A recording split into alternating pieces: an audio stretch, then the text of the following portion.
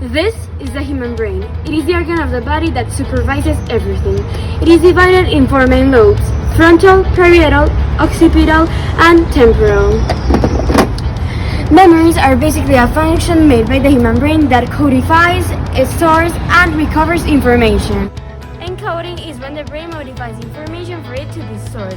It could be either encoded visually, acoustically, or by its meaning. For example, you can remember a word because of its meaning, because you saw it somewhere, or because you remember somebody saying it. There are two types of memories: short-term memories, which are the ones that you learn and forget in approximately 30 seconds, and long-term memories, which are the ones that could even last a decade.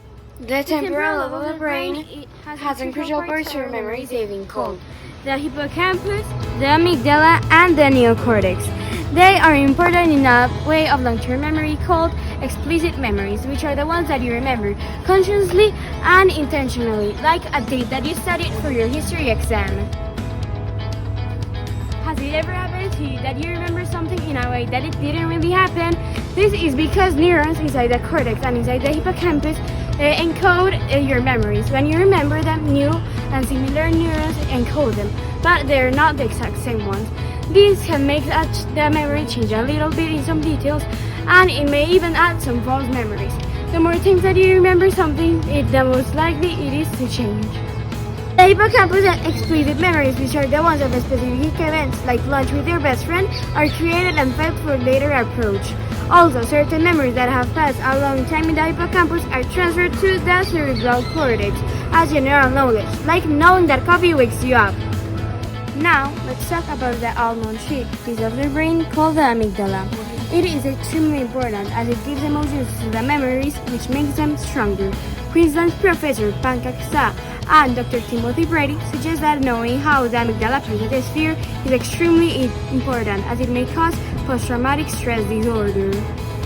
There is another type of long-term memories called implicit memories. These are the ones that you remember unconsciously and unintentionally.